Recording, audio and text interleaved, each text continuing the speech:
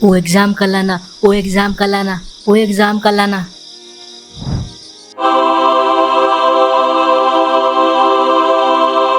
कहा है रे, एग्जाम बाद से इतने डरते काहे हो?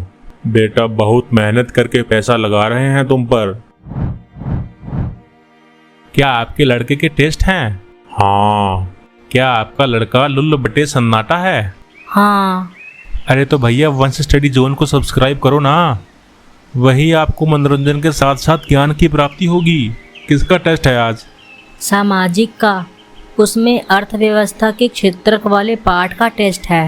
हाँ तो कोई बात नहीं, इसका टूर करवा देते हैं हम वंश स्टडी जोन को बोल के। तुम भी स्क्रीन पर दिए गए नंबर्स पर मैसेज करके कोई भी टॉपिक पर वीडियो बनवा सकते हो। चलो फिर।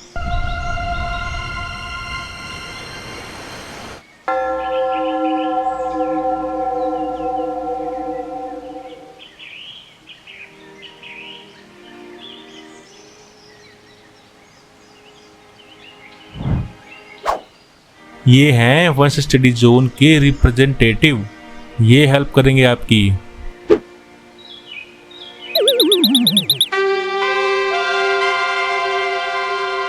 Hello friend and hello friends. चलिए भाई को और आपको आर्थिक विकास के क्षेत्र यानी सेक्टर्स ऑफ इंडियन इकोनॉमी की सैर करवाते हैं। तो दोस्त, अर्थव्यवस्था यानी इकोनॉमिक्स के सेक्टर्स जानने से पहले तुम्हें ये तो पता है ना कि जिस देश की इकोनॉमिक्स अच्छी, वो देश उतना ही डेवलप और पावरफुल। हाँ। तो चलो मिलो इकोनॉमिक्स के सेक्टर्स से।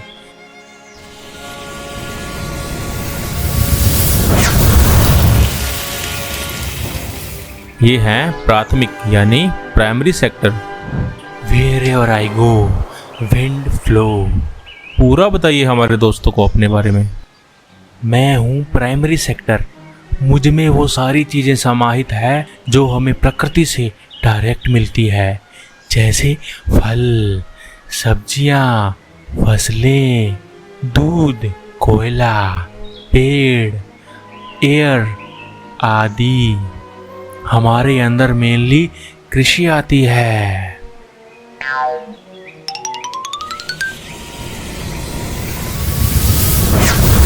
ये है द्वितीयक यानी सेकेंडरी सेक्टर।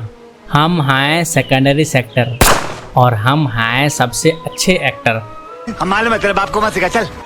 हमारे अंडर मेनली इंडस्ट्रियल एरिया आते हैं, जैसे हम लोग जो प्रकृति से या प्राइमरी सेक्टर से मिलता है, हम उसे ज़रूरी चीज़ों जैसे कपड़ों, जूते, आटा आदि बनाते हैं। कपास से कपड़े, गेहूं से आटा, चमड़े से जूते। लेकिन आप तक ये सब कच्चा माल पहुंचता कैसे है और बाद में लोगों तक कैसे पहुंचता है? हम पहुंचते हैं। हम हैं टर्शरी यानी तृतीय क्षेत्र। हमें सर्विस सेक्टर यानी सेवा क्षेत्र भी कहा जाता है। हमारे अंडर में ट्रेन्स, ट्रक्स, डिस्ट्रीब्यूटर्स, व्यापारी, कंप्यूटर कर्मचारी सब आते हैं। और ये सब क्या करते हैं, जैसे ट्रेन, ट्रक, कर्मचारी आदि? ट्रेन और ट्रक्स कच्चा माल सेकेंडरी सेक्टर तक पहुंचाते हैं। डिस्ट्रीब्यूटर्स लोगों तक सेकेंडरी सेक्टर द्वारा निर्मित सामान पहुंचाते हैं। कुल मिला के हम अदर सेक्टर्स को ग्रो करने में हेल्प करते हैं। ट्रेन, ट्रक और डिस्ट्रीब्यूटर तो समझ आ गया, लेकिन ये कंप्यूटर से क्या करते हो आप? आजकल आईटी सेक्टर का विकास बहुत तेज़ी से हो रहा है। सॉफ्टवेयर डेवलपर्स कंप्यूटर का इस्तेमाल सॉफ्टवेयर डेवलप करने में करते हैं, जो सॉफ्टवेयर प्राथमिक और द्वितीय क्षेत्र का काम आसान करते हैं। वो कैसे? जैसे हिसाब करने के लिए कैलकुलेटर, बिल बनाने और उनकी हिस्ट्री रखने के लिए इनवॉइसेस वाले सॉफ्टवेयर। क्या आप कोई ऐसे सॉफ्टवेयर डेवलपर को जानते हो? हाँ, हमारे वंश स्टडी जोन के फाउंडर भी सॉफ्टवेयर डेवलपर ही हैं। एनआईटी अगरतला के अलुमनी हैं। बहुत बढ़िया। हाँ, इसी बात पर चैनल को लाइक, सब्सक्राइब और शेयर कर देना। क्लैरिटी आई इकोनॉमिक्स के सेक्टर्स में? हाँ भैया। अब सोचो, अगर इनमें से एक भी सेक्टर कमजोर हो जाए तो क्या होगा? खासकर तृतीय यानी टर्शरी सेक्टर। अगर तृतीय क्षेत्र कमजोर हुआ तो किसी तक कुछ नहीं पहुंचेगा और देश का विकास नहीं होगा। ऐसा देश आर्थिक रूप से बहुत कमजोर हो जाएगा। अगर प्राथमिक क्षेत्र कमजोर हुआ तो हमें कच्चा माल प्राप्त नहीं होगा और देश कमजोर हो जाएगा। और अगर द्वितीय क्षेत्र कमजोर हुआ तो हम कच्चे माल का करेंगे ही क्या, वो पड़ा पड़ा यूं ही खराब हो जाएगा। बहुत बढ़िया। मुझे ये तो समझ आ गया कि तीनों सेक्टर एक दूसरे पर डिपेंडेंट है, पर एक बात समझ नहीं आई कि तीनों सेक्टर्स की तुलना कैसे करें। सही सवाल किया है मुन्ना, ये तो नहीं बताएंगे हम आपको। वो एग्ज़ाम कल आना, वो एग्ज़ाम कल आना, वो एग्ज़ाम कल आना। अरे अरे भाई को क्यों डरा रहे हो, हम बताते हैं भाई, तुम टेंशन ना लो। हमें पता है ये कहाँ सोच रहे हैं। क्या? हम कोई मंदिर का घंटा है कि कोई भी आके बजा जाता है। हाँ, हंस लिए मेरे पे। आप लोगों ने इतनी मेरी हेल्प की, मैं तो कहता हूँ आप पुरुष ही नहीं हो। आप लोग तो महापुरुष हो। अब हंसने की बारी हमारे मित्र की है। चलो अब तुलना करते हैं तीनों सेक्टर्स की। तीनों सेक्टर की तुलना करने से पहले ये जानो कि तीनों सेक्टर्स मिलके बहुत ज़्यादा संख्या में प्रोडक्ट बनाते हैं। जैसे गेहूं अकेले से ही बहुत प्रोडक्ट्स बन जाते हैं। अब इतने सारे प्रोडक्ट्स की तुलना करना बहुत मुश्किल है। तो क्या करें? इसके लिए प्रोडक्ट के प्राइस से कैलकुलेशन कर सकते हैं। जैसे एक किसान गेहूं को 20 रुपये प्रति किलो के हिसाब से सेकेंडरी सेक्टर को बेचता है।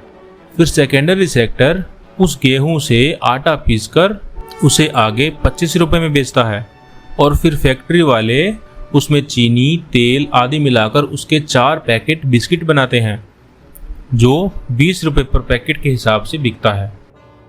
अब इस तरह हर सेक्टर का प्राइस कैलकुलेट करेंगे तो बहुत मुश्किल हो जाएगी। पहले प्राइमरी सेक्टर के 20 रुपये, फिर सेकेंडरी सेक्टर के 25 रुपये। एक्चुअल में तो गेहूं का प्राइस 5 रुपये ही बढ़ा आटा बना के। गेहूं का प्राइस तो 25 रुपये में इंक्लूडेड ही है। हाँ, इसीलिए केवल एंड प्रोडक्ट यानी अंतिम वस्तु का ही प्राइस देखा जाता है। जैसे हमारे एग्जाम्पल में बिस्किट के 80 रुपये में सारे सेक्टर्स का प्राइस इंक्लूडेड हो गया है। इससे हमें दोबारा सारे सेक्टर्स का प्राइस कैलकुलेट नहीं करना होगा। एक पैकेट के 20 रुपये और 4 पैकेट के 80 रुपये। ये तो बहुत मुश्किल काम है। कौन करता है इन सब को कैलकुलेट? कितने सारे प्रोडक्ट होते होंगे? ये task central government of ministry करती है। वो भी कहते होंगे ओ कैलकुलेशन कल आना। और हाँ, तीनों सेक्टर के प्रोडक्शन का सम पूरे साल में ग्रॉस डोमेस्टिक प्रोडक्ट यानी जीडीपी कहलाता है। मतलब जीडीपी जितनी ज़्यादा उतना ही देश के लिए अच्छा है ना? यस। अच्छा, भारत देश में तीनों सेक्टर्स के क्या हाल हैं? ये सब उनकी ज़बानी ही सुन लो। भैया पहले तो भारत में हमारा बहुत बोलबाला था, बट अभी प्रेजेंट में हमारा योगदान ज़्यादा हो गया है। बट फिर भी मोस्टली लोग आज भी खेती ही करते हैं। बस ये सब पहले से कम हो गया है, बट अभी भी भारत कृषि प्रधान देश ही है। अरे पूरी बात बताओ बरखुरदार, खेती तो करते हैं बट अल्प बेरोजगारी भी तो है। अरे ऐसे बातें छुपाओ मत मुझसे प्लीज़। अभी थोड़ा थोड़ा तो एग्ज़ाम का डर ख़त्म होने लगा है। मैं तो घर जाते ही वंश स्टडी जोन को सब्सक्राइब कर लूँगा। इसी बात पर आपको अल्प बेरोजगारी समझाता हूँ। अब क्योंकि खेती मेरे अंडर ही आती है तो मुझे इसके बारे में ज़्यादा पता है। और हाँ, तृतीय सेक्टर भाई, अल्प बेरोजगारी को हम ख़त्म भी कर सकते हैं कृषि में अवसर बढ़ा के। अच्छा, कैसे? मेरे पास उससे भी अच्छा प्रश्न है। क्यों और क्या है ये अल्प बेरोजगारी? चलो फिर सुनो एक कहानी मेरी जुबानी। मान लो एक किसान के पास 2 बीघा जमीन है और ये जमीन सिंचाई के लिए सिर्फ बारिश पर ही डिपेंड करती है। मतलब बारिश होगी तभी इसमें कुछ उगाया जा सकता है। उस किसान के घर में 5 लोग हैं, पांचों के पांचों खेत में काम करते हैं पूरा साल। इतनी कम जमीन में इतने सारे लोग थोड़ा थोड़ा काम ही करते होंगे फिर तो। हाँ, सब थोड़ा थोड़ा काम करते हैं। उन्हें उनकी काम करने की क्षमता से कम काम मिलता है। इसे ही अल्प बेरोजगारी या छिपी हुई बेरोजगारी कहते हैं। छिपी हुई क्यों? क्योंकि लोग काम तो कर रहे हैं, पर काम से पैसा तो सेम ही आ रहा है घर में। अगर 3 लोग भी काम करें तो भी उतनी ही कमाई होती है।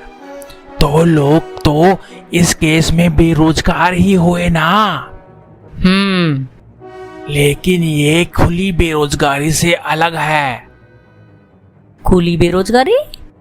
खुली बेरोजगारी मतलब लोग बेकार बैठे हैं, उनके पास कोई काम नहीं है। थोड़ा कन्फ्यूज आ गए। अरे टेंशन लेने की बात नहीं है। देखो, अल्प बेरोजगारी उसे कहते हैं जिसमें लोगों के पास काम होके भी वो बेरोजगार जैसे ही हैं। जैसे 3 लोगों का काम अगर 5 लोग कर भी रहे हैं तो भी इनडायरेक्टली 2 लोग बेरोजगार ही हैं। बट ये लोग खुली बेरोजगारी से अच्छे हैं, क्योंकि खुली बेरोजगारी में तो बिल्कुल भी काम नहीं है। अब समझ गए। और क्या ये अल्प बेरोजगारी सिर्फ खेती में ही होती है? अल्प बेरोजगारी सिर्फ कृषि में ही नहीं होती, ये दूसरे काम में भी हो सकती है। जैसे अगर कोई ठेले पर काम करता है तो वह ठेले पर अगर पूरे दिन से खड़ा है लेकिन कुछ बिका ही नहीं, तो ये भी अल्प बेरोजगारी जैसे ही है, क्योंकि पैसा तो आया ही नहीं। अब समझ आ रहा है। गुड। अब मान लो उस किसान के घर से 2 लोग पास के गांव में किसी बड़े किसान के खेत में काम करने जाते हैं। अब क्योंकि 3 लोग बहुत हैं गरीब किसान के खेत में, तो अब 2 अदर सदस्य कुछ एक्स्ट्रा कमाई करके घर लेके जाएंगे। इसी कारण तो छोटे किसान खेती से हटकर मजदूरी जैसे काम पर जाने लग गए हैं और मेरी अहमियत कम हो रही है टाइम टू टाइम। इसका कोई उपाय नहीं है जिससे अल्प बेरोजगारी खत्म हो सके और लोग आपको छोड़कर अलग सेक्टर्स में ना जाएं? है। छोटे किसानों को सरकार कर्जा देकर उनके खेतों को डेवलप कर सकती है। कैसे? उनके खेतों में सिंचाई के लिए कुएं का निर्माण करके। अब वो सिर्फ बारिश पर निर्भर नहीं रहेंगे और कुछ और फसलें भी उगा सकते हैं। और उन फसलों को बेचने के लिए कुछ ट्रक और वाहनों की व्यवस्था भी सरकार कर सकती है। अब 5 के 5 सदस्य अपने खेतों में काम कर सकते हैं, वो भी पूरी क्षमता के साथ। बात तो सही है। भाई समझ आ रहा है ना सब कुछ? हाँ भैया। गुड। लेकिन ये तो हुई अल्प बेरोजगारी की बात। खुली बेरोजगारी का क्या? खुली बेरोजगारी खत्म करने के लिए सरकार बहुत सी योजनाएं चला रही है, जैसे नरेगा। फिर तो सही है। मैंने सोचा खुली बेरोजगारी वाले लोग बेचारे खाना कैसे खाते होंगे। बहुत चिंता करते हो भाई। आपके पापा क्या काम करते हैं? मेरे पापा तो क्लर्क हैं। मतलब संगठित क्षेत्र में काम करते हैं। संगठित क्षेत्र ये क्या होता है? आर्थिक कार्यों को 2 भागों में बांटा गया है, संगठित और असंगठित, यानी ऑर्गेनाइज्ड एंड अनऑर्गेनाइज्ड। इनमें कौन कौन से कार्य आते हैं? अब जैसे आपके पापा क्लर्क हैं, उनकी जॉब के आवर्स भी फिक्स होंगे, है ना? जैसे 9 to 5। हाँ। उनको संडे को पेड हॉलिडे मिलता होगा। हाँ। उनको सरकार से सरकारी कर्मचारियों को मिलने वाली योजनाओं या कंपनीज द्वारा स्कीम्स का भी लाभ मिलता होगा। और इसके साथ साथ उनको सरकार या कंपनी से एक रिटन ज्वाइनिंग लेटर भी मिला होगा, जिसमें काम की सारी शर्तें लिखी होंगी। ये मुझको नहीं पता। मिली होंगी, मैं आपको यही बता रहा हूँ। तो आपके पिताजी ऑर्गेनाइज्ड सेक्टर में काम करते हैं। और अनऑर्गेनाइज्ड सेक्टर में कौन कौन आता है? अब आपके पापा के अपोजिट एक आदमी किसी दुकान पर सुबह 7 से रात 8 बजे तक काम करता है। उसने अगर छुट्टी ली तो उसे उस दिन के पैसे नहीं मिलेंगे। उसके लिए सैलरी के अलावा अलग से कोई योजना नहीं है।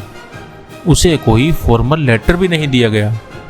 उसका मालिक उसे कभी भी काम से निकाल सकता है। ऐसे व्यक्तियों को असंगठित यानी अनऑर्गेनाइज्ड सेक्टर में काम करने वाले कहते हैं। समझ गया, लेकिन अनऑर्गेनाइज्ड सेक्टर वाले लोगों के लिए कुछ करना होगा भैया।